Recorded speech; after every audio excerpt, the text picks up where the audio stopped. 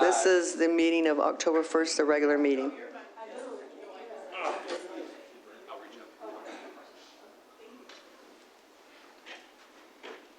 Pledge allegiance to the flag of the United States of America and to the republic for which it stands, one nation, under God, indivisible, with liberty and justice for all. You will remain standing for a moment of silent prayer.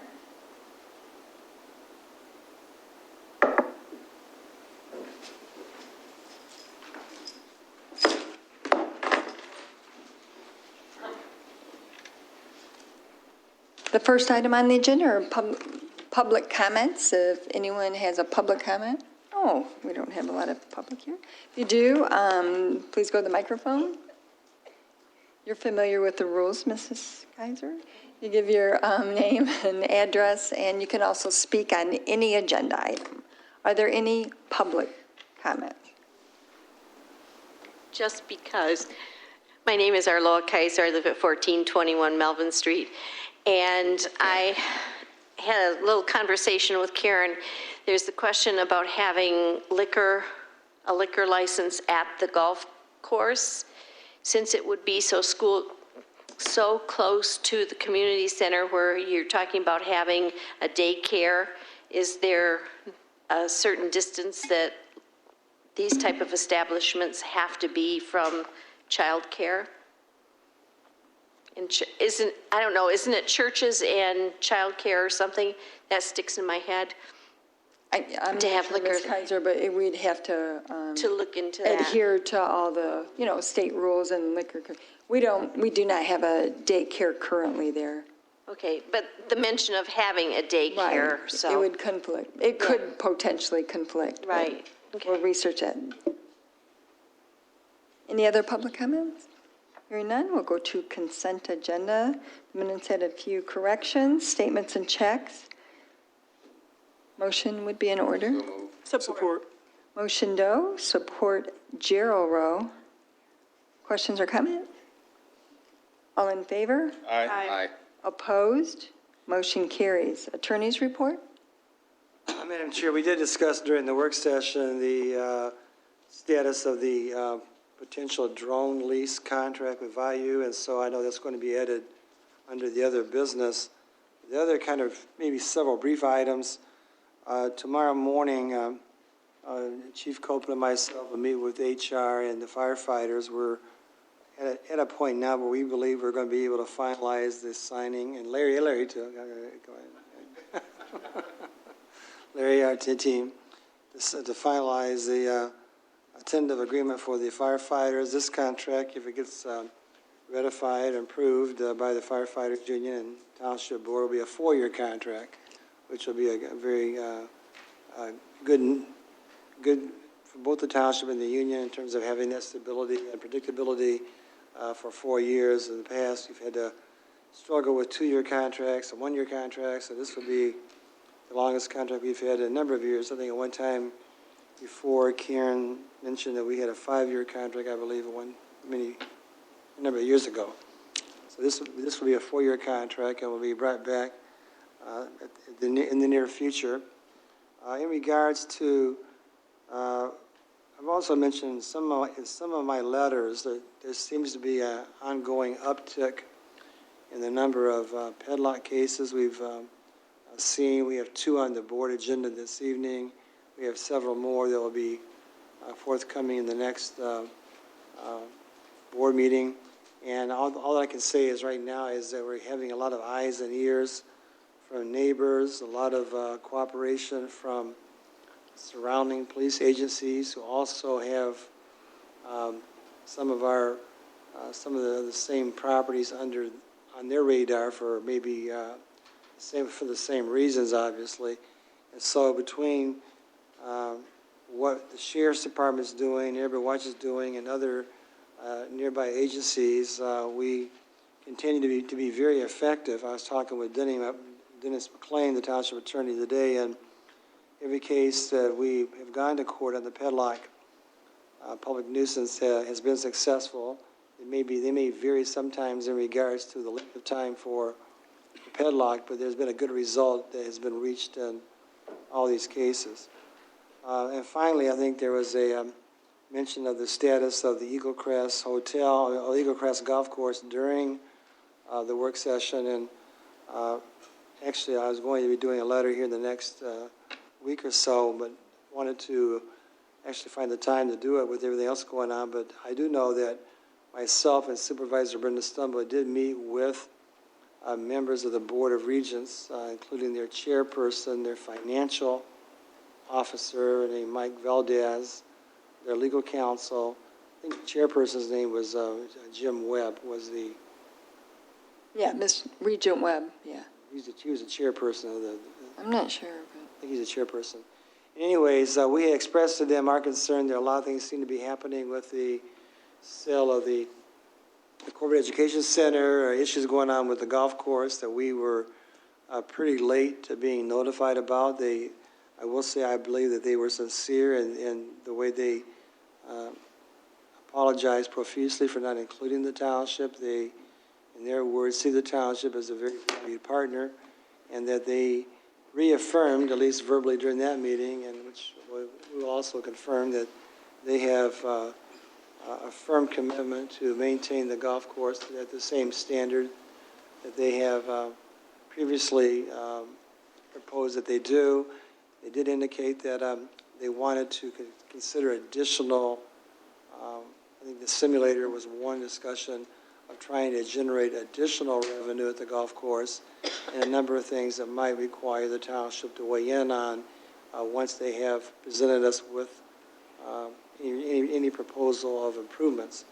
At the same time, they have sold the Corporate Education Center. They did say they were going to earmark a minimum of $120,000 a year for 15 years for that golf course.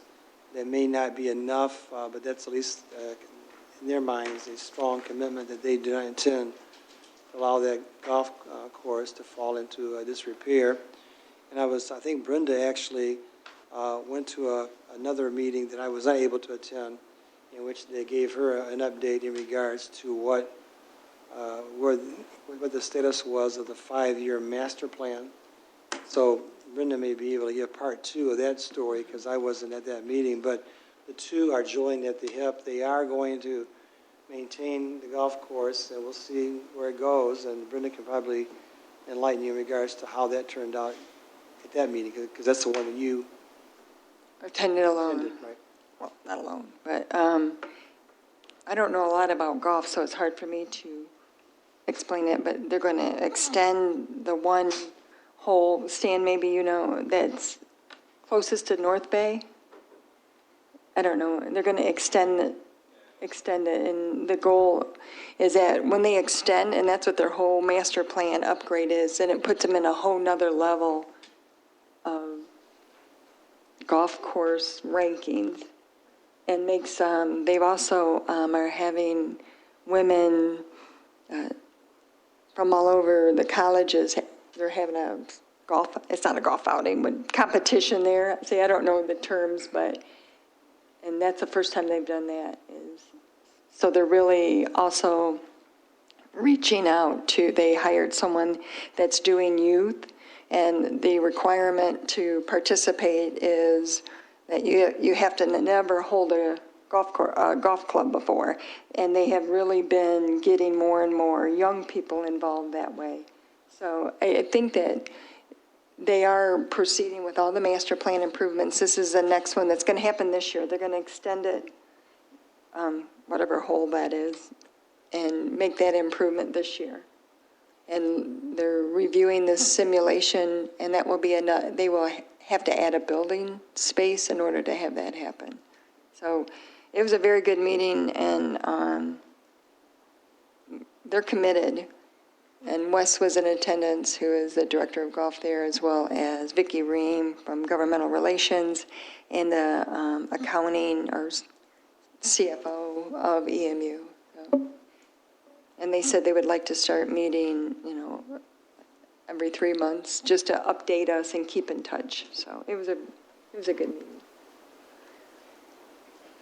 Sorry. I'm sorry. Go ahead. Okay, Madam Chair, I did have a question for Attorney Winters in regards to the Van Buren School letter that you forwarded with the funding agreement. Do you have any updates on that? I talked to Engineer Parks today. He agreed that township is, the agreement is $40,000, and that's what his firm is also standing by, and that any issues pertaining to that's going to be taken up between Van Buren, Director of Plant Operations, and the township. But yes, I talked with him and clarified that. Thank you. That conclude the attorney's report? Yes, it does. Excellent. I'm sorry, I will learn my verbiage for golfing. You could have gave me a heads up, but, or a 4, is that what you say when you're going to get hit in the head, 4? Under old business, we have a request to rescind the approved recommendation of the Charter Township Ypsilanti Liquor Commission to grant a Class C liquor license for Big Boy Restaurant located at 2800 Washtenaw. So move. There is a motion by Gerald Rowe, support by Eldridge. And there's a recommendation to do this from the Liquor Committee.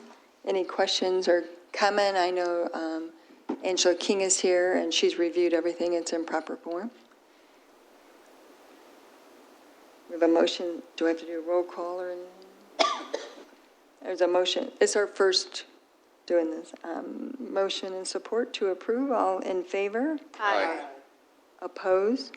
Motion carries. Under new business, we have the request to approve a Class C liquor license for Andy and Chris Inc.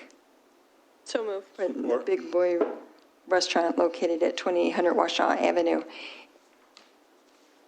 So we have a motion and support. Questions?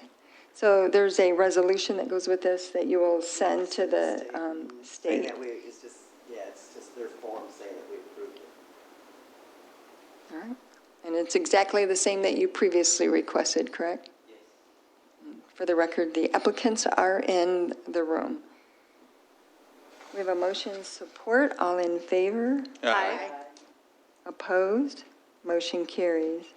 Then item 2, we have a request by the petitioners to refund the $1,000 liquor license permit application fee for Andy and Chris Inc. application.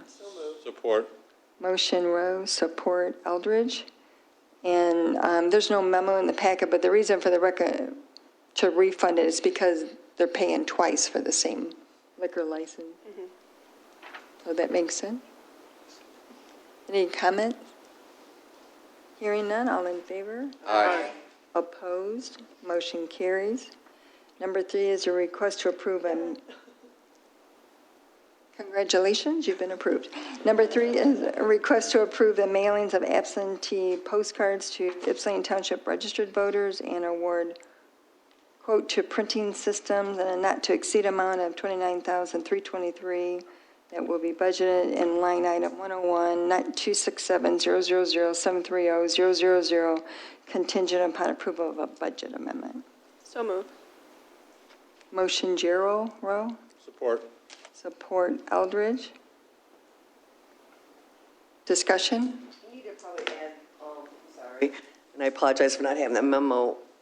We need to add to waive the financial policy, because I actually went back and through it. It does have a statement in the policy about single source suppliers, but it does require even for $4,000 printing fee for quotes. So if we could add that, a friendly amendment, that would be great.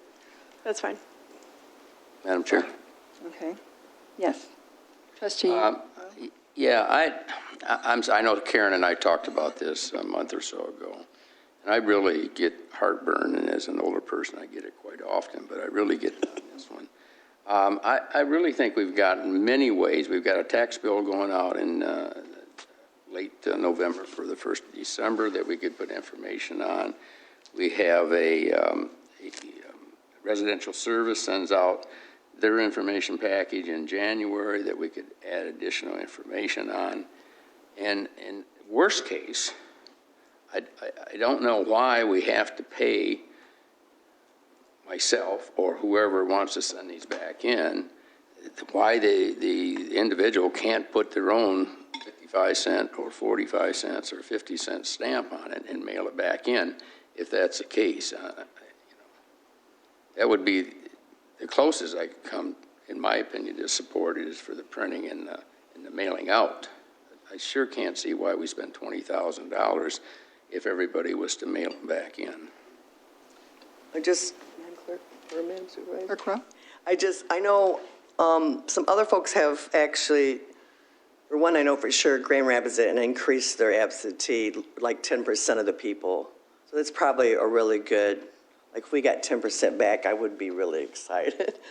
But, that's what they had that came back. So that cost would be, the goal is, the reason I presented it this way, the goal is to get as many people as possible to send them back, because it's just going to help with the process, especially for the November election. We have some areas, voting places, where the parking is really, you know that when you go to vote, how crazy it gets. And so the idea is like the more voters that we can get to vote absentee, better. People really don't know. One of the things that we did do to try to save costs was, which was suggested by the state, and then there's now a process through QVF that anybody that turned in email addresses, we could lift those and do an email merge mail, and we had like 700. So we did that, and probably, they're still coming in every day, but a few weeks ago we sent that out.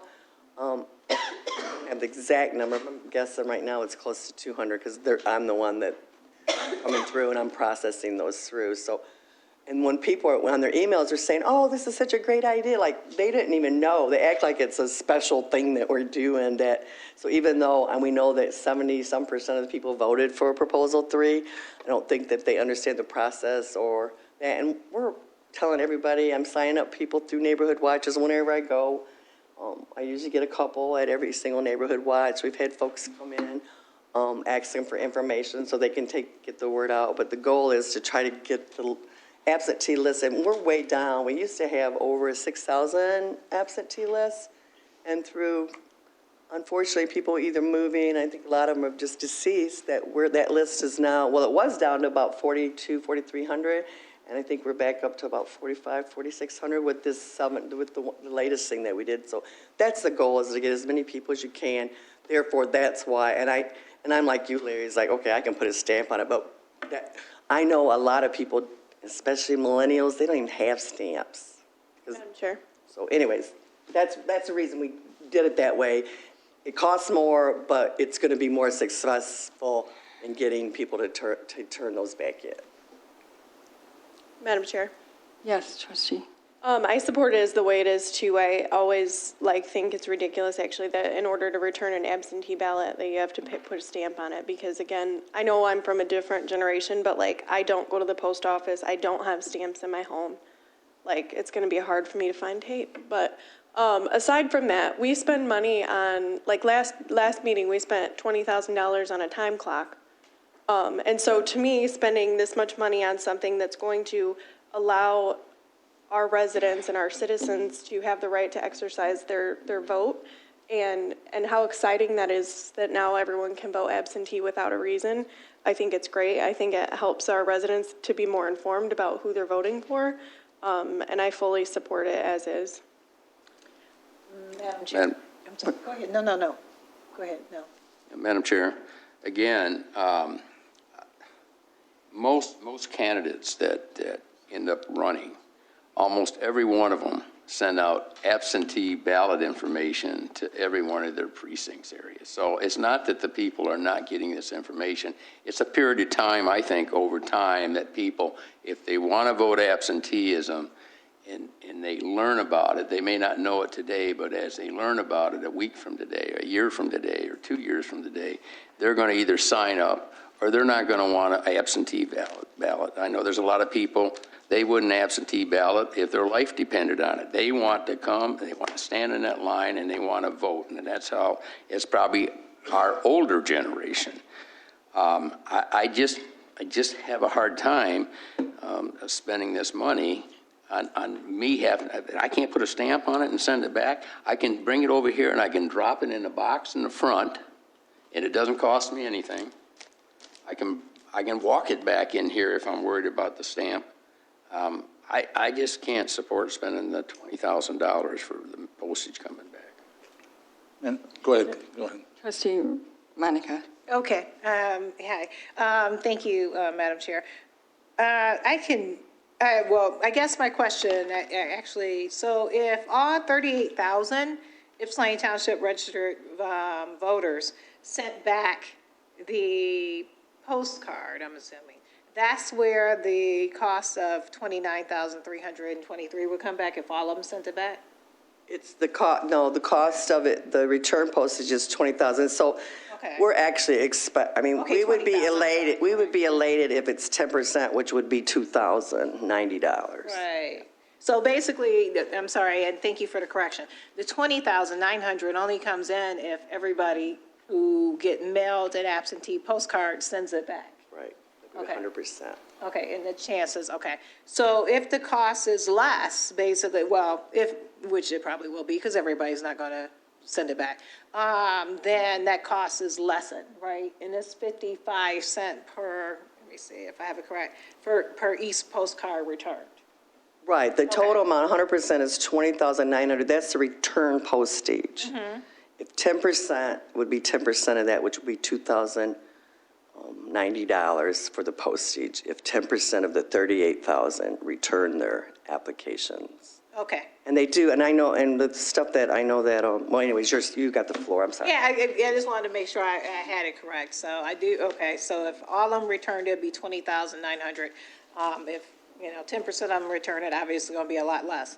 And then the other question that I had is, this is applying to the March 2020 election. There's 3 other elections, I guess you could say. Are we going to do this process for all 3 of them, or no? No, what this is for is what folks I are just wanted doing, to no, know, yeah. because the law changed. Yeah. This will be a one-time, this is to let people know that they can get, and this is for the permanent list. Okay. They would check, if you look at the copy of the thing, they can check on, they'll fill that out saying, I want to be on the permanent list. Okay. And so then once they're on that list, the process is, that's what I was referring to when I said it used to be 6,000, it went down to about 4,200. With this latest go-around, I think we got it back up to close to 40. I haven't checked for sure, but I know a couple hundred have come in, so it's probably closer to 24 or 44 or 4,500 absent that are on the permanent list. And what happens when you're on that permanent list is every single election, the small special ones that no one knows about and is mad about, you'll get a card in the mail saying, hey, there's an election on such and such a date. Do you want to get an absentee ballot? That the law requires them to fill that form out. We mail that form out every single election to all the voters that are on that permanent list. They'll send that back in, and when we get that back, as soon as the ballots come in, then they get their ballot mailed out to them. Okay, and that was my point of clarification. I just wanted to make sure it wasn't for the next 3 elections too, because that can get quite costly. But okay, all right. Yeah, I do like Treasurer Doe have some concerns in regards to the 20,900 figure, but in the same aspect, I don't believe we're going to get 100% that return them back. So I know that cost is probably going to be a little less. I just would ask that once we get the, final total, if that could be, told to the board, or better yet, maybe even a email, so that way we can have an idea about, how many people were interested and how many people responded. That would be something that I would ask. So that's all. Other comments or questions? I guess Madam Chair. Trustee Eldridge. And I'm trying to look through the information here. So when I supported the concept, but the treasurer mentioned that there was discussion about other mailings going out, and I don't see that anywhere in here. So if there's other mailings going out, whether we've sent them out before in water bills, information out in water bills, if I were correct, with Yucca bills. That's my only question. It would be hypocritical for me to sit here and say spend this amount of money when there's an alternative way to do it after I just earlier in the meeting spoke about trying to save money. So whether it is a Yucca bill, a tax bill, if there's an avenue that we're already sending information out, can we not duplicate that and save some of the cost? The person receiving the information is still receiving it. Doesn't matter if there's something else included in it. I know many times I get my water bill and there's already 2 or 3 things included in it. So that's my only question is there another mailing going out? And can we include it in that? And if not, why not? Yeah, I would have to check with the state because, about what, I don't know of any reason why we couldn't. The card, we'd have to make sure that card could fit in there because that's the card that we, that size that we use and the barcode that goes on there. And I have to check with the Bureau of Elections. Sending it out isn't, that's not that expensive. It's still going to cost us the printing cost, and it's only 11 cents per postcard. The expensive side is the 55 cents on return. So, that's the piece. And this was proposed in the easiest, cleanest way that people will respond, because that's what, we're not just about just letting you know. We want you to fill it out. We want you to turn it back in. It's just not like an information piece, which is usually what we put in. I don't know if we've ever put a mailer inside of the Yucca bills of something that they had to mail back in. Sure. And Karen, if I could just I ask. don't know. Madam Do, Trustee Eldridge. Oh, I'm sorry. sorry. So if we do this, Karen, and moving forward, every time somebody places their name on that permanent list, that's one less person we send it to in the future? Is that the idea? If they're on the permanent list, they'll get the absentee application every single time. So No, the goal is that's one less person that will, one less person that'll be going to the polls. No. So in the future, if you were to come back and say, I want to send this out again, Oh. we wouldn't be down the sending road. it No, to no, 38,000 people. We would deduct. Yeah, those are on the list. subtracted. Okay, Yeah, all right. that number is subtract. The numbers that we already have on the list are subtracted. That's why I did that email, is trying to get that up, that 700 less people that, even though I didn't get that back from all of them, we're going to pull those off because they got a personal email to their email address. Could you please go to the microphone, ma'am? Yeah, we won't mail to the current ones that are on the So the list. 38,000 does not include our current. Right, they're going to come out. Yeah. Permanent absentee voters, so that number has already been taken out as well. Yep. Madam Chair. Treasurer Dozay. Yes, Madam Chair. I guess the other question is I watched it, the last election, which wasn't a big election, and I don't know, I think you had 2,500 to 3,000 absentee ballots come in. And normally you would have 44 normally returned, and maybe you had 44 last time. But I know the struggle of keeping up with the 44 was very, very hard for your department. So does that mean we have to now hire more people to go through these absentee ballots if we increase it almost 40%? So if we're doing 44 and we go to 64, we are going to increase 40%. Do we now have to hire more people to do the absentee ballots? We increased it 40% for sure, but if we could, we've had as many as 7,000, 8,000 over the years at the big presidential go out, and I know that folks bring in temporary staff, which I know I am proposing in my budget for August and November for not just absentee ballots, but also because the laws changed and people can vote up to. Well, I'll need more staff, but it won't be because of absentee ballots, and I guess I'll leave it at that till my budget issue comes up. Madam Chair. Trustee. I just want to, so we're talking about 34,000 people, and if a conservative 10% of people brought or mailed that back in, it's 3,400 at 55 cents, we're talking about $1,800. And that's a conservative assumption that 10% would even return it. So we're talking about $1,870. We've kicked the can about things that are it's $1,800 to make sure that people are going to vote. It's pretty important to me. Madam Chair. Treasurer Doe. We may be talking $1,800 if we only get 10% of the 38,000 back. But let's say we get that 10% or that 2,000. Now, every time that we have a ballot or an election and we send out 2,000 additional absentee ballots, That's also $200 or $2.30, or in round, I don't know exactly, but about $2.30 for the mailing out and for the mailing of returning that absentee ballots. I don't know who ends up paying for that, if the township pays for it or if the election that's being held pays for it. But every time you turn around, it's additional dollars. And people are going to vote, whether it's absenteeism or whether it's getting in line, if they want to vote. And I'm sorry, I just have a problem of this mailer, so.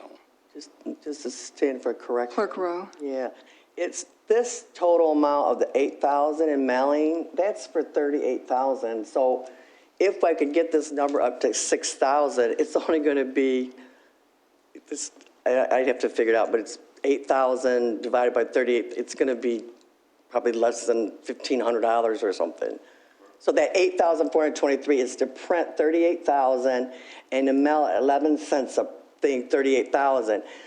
If we could get our list up like it was always around 6,000 until the last couple of years. If we could get that back up, it'll be whatever that number, it's going to be minute compared to the 8,000.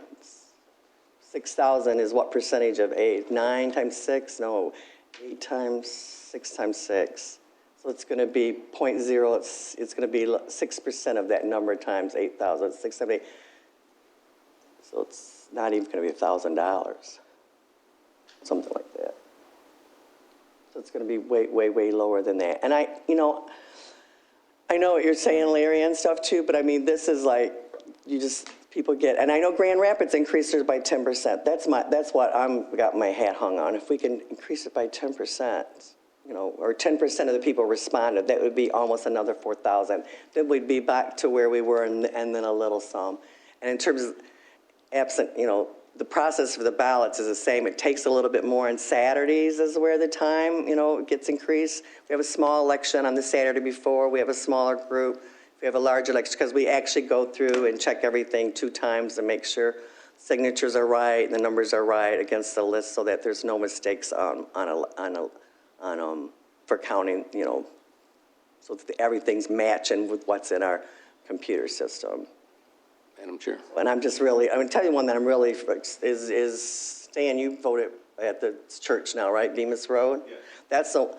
That one, I mean, Galt Village is really bad. The parking situation on some of those, there's just not the room at the rush hour, so people are going to be, I know there's probably some other ones, but in particular, I know Bemis Road, and the Galt Villages are very, very difficult to park. By moving the ones out of the churches that were on Textile and just going one at each one of those, I think we solved that kind of unsafe situation. But so I'm hoping, and a lot of those people in 19, that precinct, those are a lot of the newer voters and stuff too. So, hopefully, they don't know about it. So, I mean, hopefully, if we could get more of those back, would be even better. Madam Chair, just a quick point of information. I know I have personally actually talked to Clerk Rowe about some complaints I got in regards to Precinct 19. So, yeah, that in regards to the parking situation there and how that impacts people that may have some type of disabilities. So if this helps, in order to lessen, the amount of people that have to go to 19 in comparison to mailing in their ballot, I think that's helpful. I think just for clarification, again, I do understand Treasurer Doe's point. My reasoning is that I do also totally believe that we're not going to end up paying $20,900 because we're not going to get 100% that comes back. If we get 20%, that's great. But I just don't believe it's going to be 100%. But I do respect his point, and I just wanted to make sure I pointed that out. Madam Chair. Yes. Yeah, the only question I have, and I totally agree, we're not going to spend $20,900. That's a possibility, but it's not going to happen. The real question I have, if we do a campaign, we send mailers out in our tax bills. We send mailers out when we do our residential service stuff. We do the neighborhood watch. We continue to inform the voter that they have this opportunity. I think we can do that without doing a mailing. That's my whole question. And we don't want to try that. We don't want to try anything else. We want to spend this money. We want to spend $8,000 for the printing and the postage, and then we want to spend whatever it is on allowing me to send it back in without putting a stamp on it. All right, other comments? So is Grand Rapids the only community that did that? Other communities are doing them. That was the one that at our meeting, one of the people there had heard. What other communities? I know Pitts, I don't know of any that's actually mailed. They're all in the process like we are, trying to get them out. Everybody's trying to get them out now because we're all going to be so busy next year. If we can get them out, get them back in, get them processed before, our March elections begin, that's kind of the goal, so. So that was one question I have. Another question was, do you think if we, because this is really, you're trying to help the November election, and I think if we mail it out now, will people be thinking about the November election? That's my only, because you know how people have short, because there's no election. And they're not going to feel that pressure to do that. So, and that was just one question that I was kind of talking to myself about because I did this for years. And we did have a lot, I guess, more absentees than we have had. I also know that even though you send this out to them and they register, they can still vote in person because that's still allowed to happen. And it will fit into the, I don't know if it'll fit into the Yucca bill, Stan, but it will fit in the news you can, or the helpful handbook, that because it's about that big. But even then, my question is, it's too soon to mail, to encourage people to do it. And timing is everything in politics. I know the Democratic Party sends out absentee applications, the Republican Party, candidates do it, but maybe when it's more official, they might want to do it. But I just really think that, like Larry said, maybe we could get more people signed up and then mail it closer, at least to when there's an election, because there's no election other than what, Van Buren. Yeah, the goal is just to try to get, and it does work, 'cause the email worked, I got more than 10% back on that. I think we did 700, I got 200, about around 200 back. The goal is just to tie it to that you have the opportunity to sign up, not to specific election. It's like So we the could law do- passed and da-da-da. And our goal was because, with them coming back was to get them in, get them processed into QVF before, we'll be mailing ballots in January, for the March election. And then and if they move it up to February, we'll be mailing in December. Are the Republicans, do we know, are they having a primary? I haven't heard at this point. What we have heard is that we could be doing 2 ballots in that election because WCC may throw WCC may go in March instead of going in May. So we could end up having 2 ballots, like people have to request 2 ballots or 3, depending on the issues. They could either want to vote on both or just vote, or they can request to just vote on the proposal for Washington Community College, or they can just say, I just want to vote on the primary. So there literally will be 3 ballots if WCC moves there, which is a whole, So This is for presidential primary? this right here is to increase the permanent absentee voter list. That's No, the no, I'm request here. asking for the March election. That's for the. March will be presidential and possibly WCC, which they'll have to notify, by November. So when you send out an application, they have to check, do they want the presidential primary, do they want? That'll be on there, that's even more confusing, which is makes more sense to even get it Oh, out. my So God. people can sign up sooner than later. That will. Like you wouldn't want this to go at the same time you're doing the other ones, which your point was really good. We'll do this after the November election's over with, so people who are asking for applications for November won't end up getting Van Buren application and this application. So we'll be clear cut, that'll be done, and this would go out well beyond any more elections. That's the problem with sending something like this out in the election cycle, because they'll be getting this, and then they'll be getting one of the yeah, it could get, yeah. And the ones that, frankly, the ones that folks do, the absentee things, they cause a huge amount of work on the office. This one will come with a barcode coordinated with a QVF that our staff will just swipe and it'll automatically go in there. The hand ones at both the parties and individual candidates, those all have to be typed in individually to the QVF.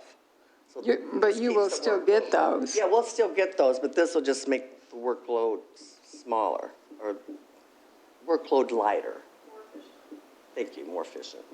Yeah, I'm not completely, I know we need to educate people and make them aware of what's going on, so that, I mean, this is a good news. This is great news that they're doing it, and I support doing it. Larry, I have to agree, there might be a better way to do it, but I'm not sure. I'm not sure, because I don't know any other than Grand Rapids. There might, I would, Other than what you've done, I which would, is by email, yeah, I which would is great. say there's cheaper, probably more more, not as effective ways to do it, but I don't think there's any better way to do than a direct mail with my name on it. Joe Blow, I'm getting something in my house, I gotta sign it and send it back in, and the stamp's already played. I don't know how you can make it any easier and more effective than that, so. I don't know either, other than explaining it to them. And then I was wondering, should we have the Director of Elections on it as opposed, since Angie's handling it, or, I didn't know. That was another question I had. Or comment, I guess. Madam Chair, Yes. I just want to make two comments. One, as far as the cost, I was a little weary on the cost, but after hearing the comments of the board, it's probably not going to get close to this 20,000. So I'm okay with the process and how we're going to do it. But I do kind of agree with you, Madam Supervisor, as far as the timing, because people are amped up right now. And to vote. I mean, they might be as far as watching news, but it's not voting season, so it seems like the timing could be better. But in general, for this agenda item, I'm okay with approving, but timing, I think, could be a little better. That's all. Thank you. So should we reduce an amount then? If you know you're not going to do 29,000, why put that in there? And I just... It'll only be paid as each one comes back. So this was just, say if every one of them came back. So, I don't think they'll all come back. So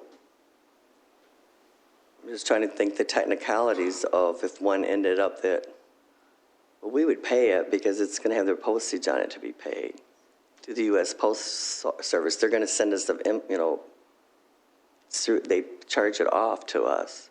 And then just to address Jimmy's thing, is like, it's the best time to do it because you don't want to do this when you're mailing out. Like it'll get really conflicting to mail out your regular ones. I mean, we could do it, but it just would be conflicting. It would be harder on the office. Point of clarification. Yeah. Technically, the $20,900 is similar to if we were to allot, right, money for a vehicle purchase, but that vehicle purchase actually came back to be $10,500. So basically, the amount that actually will be paid is the amount for the occurrence. So for me anyway, I would rather see that the maximum could be $20,900. But that's just my clarification point because I'm glad it's in here. It lets me know 100% it's going to be that. But again, I'm just going to reiterate again my point of clarification. I do want the total cost to come back to the board. So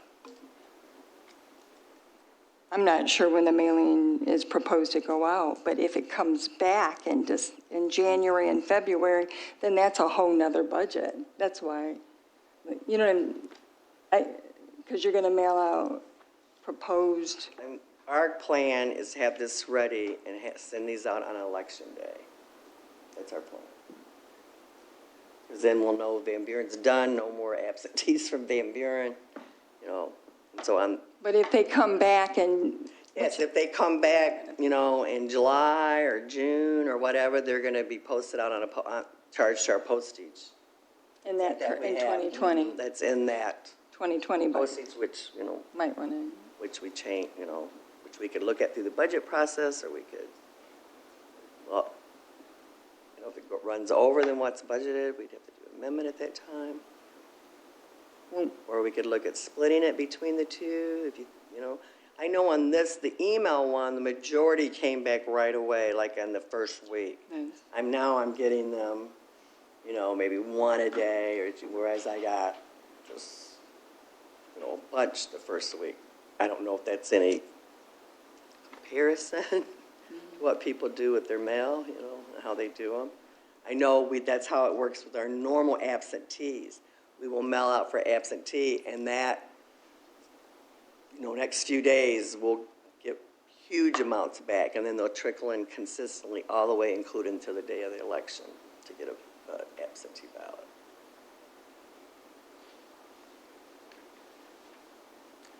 So we don't know when. Jimmy, you're concerned with the timing as well?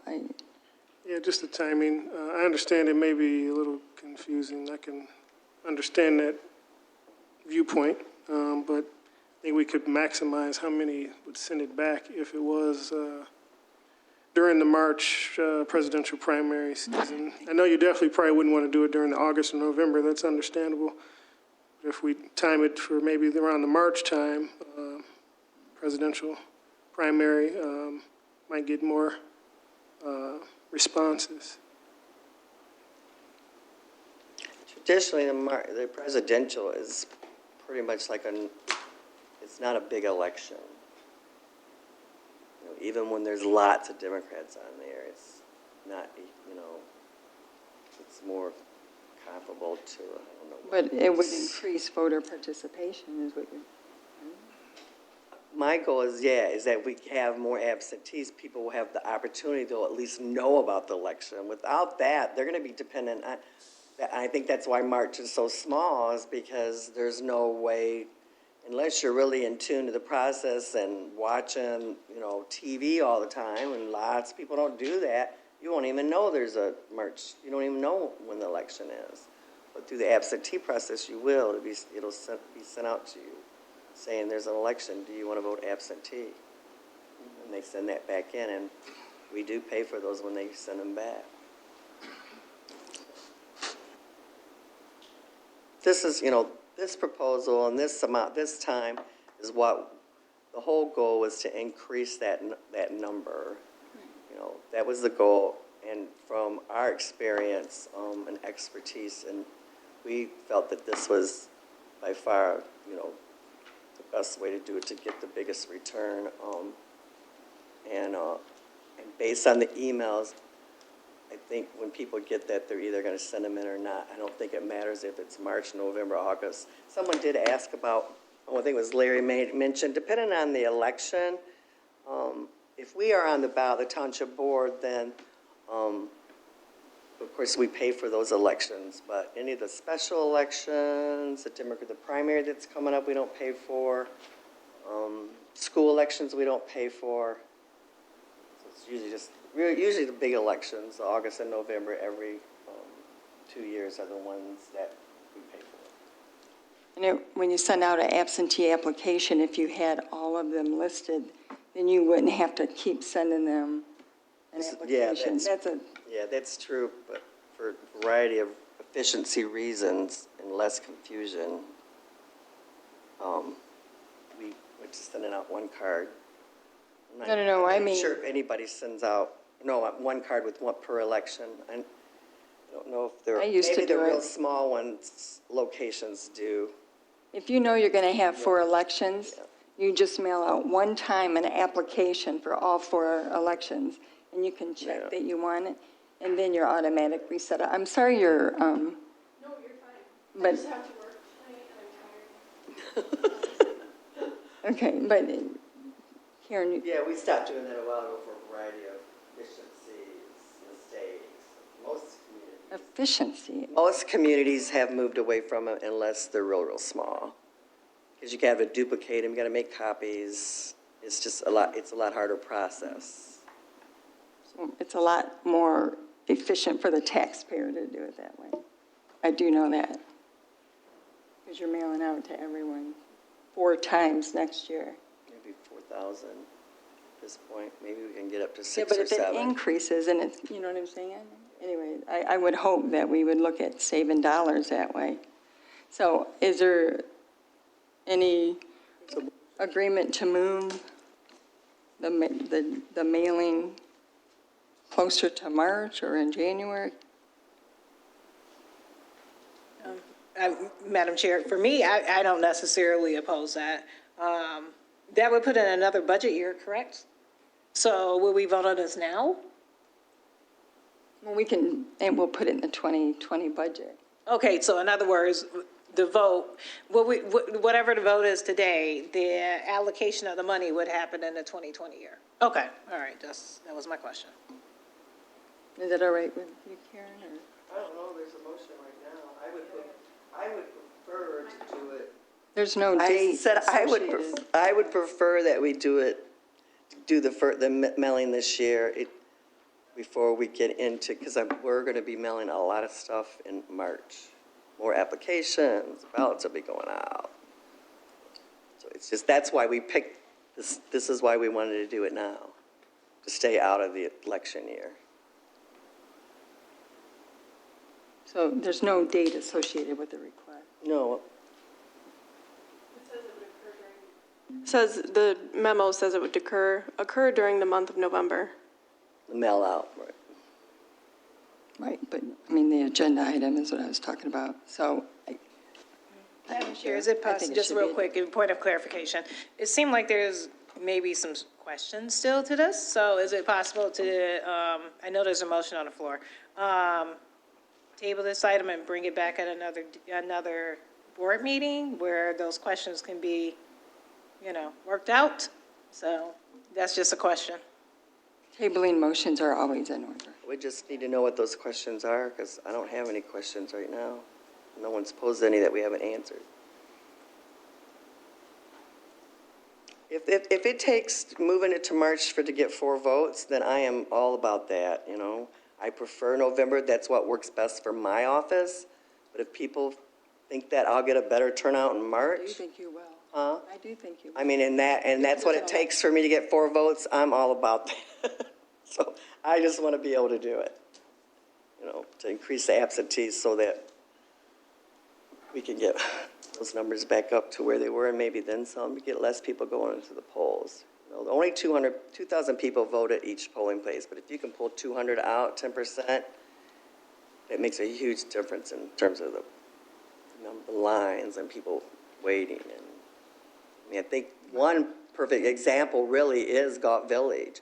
If they didn't have those high number of absentees, those lines would be way out, because that is the area that, has the highest absentee list percentage compared to the number of voters. And so even though their parking is a nightmare, and plus the fact that they're in the neighborhood, people can walk, but between the walking and that huge number of absentees, people don't go there. So you are able to manage those huge crowds that are not as large as they would be. And that's my goal to do throughout the township, but in particular in some of the.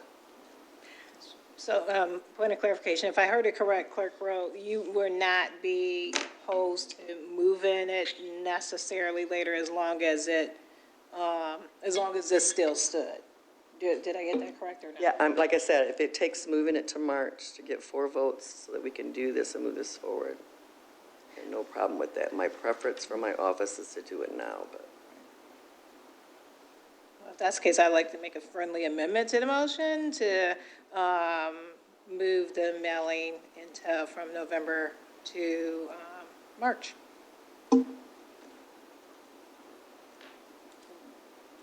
Trustee Gerald Rowe made, Sure. Sorry, and it's Eldridge meditating. made. Yes. So we have a motion and support. Any questions? Are we good? We're good. No more questions. All right. All in favor? Aye. Aye. Opposed? No. Motion carries. Number 4 is a request of Mike Radzik, OCS Director, for authorization to seek legal action to abate public nuisance drug houses by padlocking located at 252 Devonshire and 1246 East 4th Avenue in the amount of $20,000, which is budgeted. So moved. Support. Motion Rose, support Eldridge. Information's in the packet. Any questions or comment? All right. All in favor? Aye. Opposed? Motion carries. Number 5 is a request to trade in the SCAG Giant Vac serial number 02A00003 to J&R Tractor towards purchase of a stump grinder and grapple bucket. So moved. Support. Motion Rose, support Eldridge. Good evening. RSD Director Mike Hoffmeister. This is a request of you, the board, to approve a trade-in for a leaf vacuum. This piece of equipment was used a number of years ago. It is recommended by the Parks and Grounds staff to trade it in and apply that value that the J&R tractor is going to provide to purchase new equipment, which is, as Supervisor Stumbo mentioned, a stump grinder and a grapple bucket for our park staff, which is much needed with all the brush clearing and tree clearing that we do. Questions or comments? Madam Chair, only comment, if it's okay, I will have is thanks for the trade-in. I love to see trade-ins. Thank you. And state law requires us to do trade-ins by board, or sell any equipment or anything. We have to take board action. We have a motion support. All in favor? Aye. Opposed? Thank you. Motion carried. Number 6 is a request to cancel November 5th work session and regular meeting because we have an election. So moved. Motion Rose, support Doe. All in favor? Aye. Motion carried. Budget amendment number 15, we wouldn't have the 29, the mailing one in there.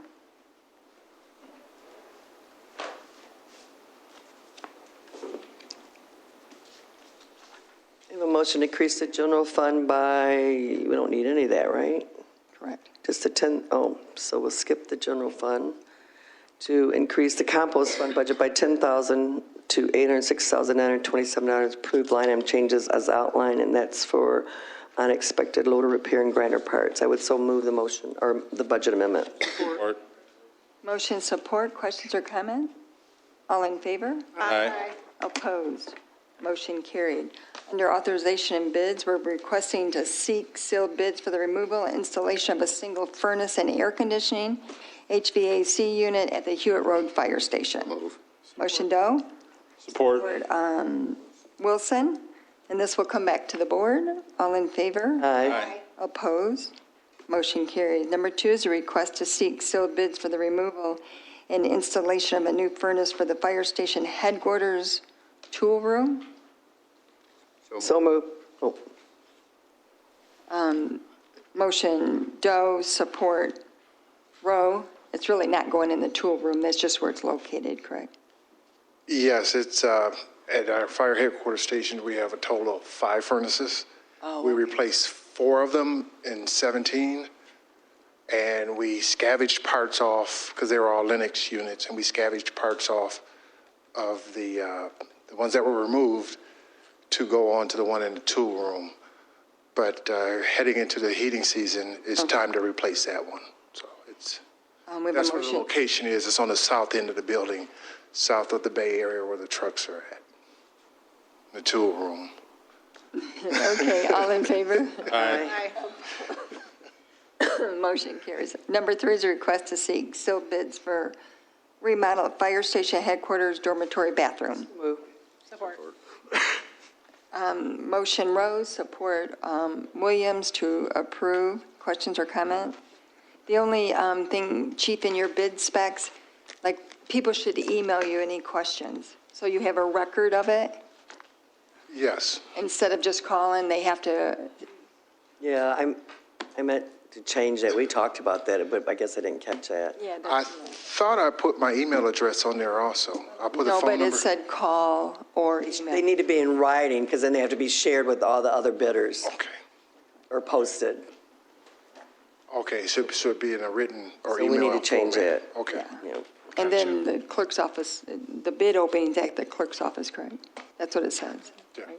Actually, you have to send your bids to Doug for his approval before they go out anyway, so he can fix that. Well, Okay, we have a motion and support. All in favor? Aye. Aye. Opposed? Motion carries. Under other business, we have Madam a, Chair, if I can, real quick, I just wanted to make sure I put on the record. I have I other want- business first. Oh, I'm sorry. Go ahead. Remember, we have an agenda item that we added, I'm sorry, Correct. to authorize the attorney to negotiate the drone lease with Bayou and authorize the signing with the formal approval coming back to the next regular meeting. So move. Support. Motion Doe, support Gerald Rowe. Questions or comment? All in favor? Aye. Opposed? Motion carried. All right. That's okay, I'm sorry. I just want to make sure I put on the record, I really want to send thank yous to Supervisor Stumbo and also Clerk Rowe for their help and assistance about what has been going on in my community of West Willow. And I know the township and Crystal, I wanted to point out Crystal and all the work that she has done. It's been a very, very difficult time for like the last month or so, but I just wanted to make sure I said thank you because I personally appreciated the support, so thank you. Thank you, Monica. All right, motion support to So adjourn. move. So motion Doe, support Gerald Rowe. All in favor? Aye. Meeting adjourned at 8:02. if they can get a handle.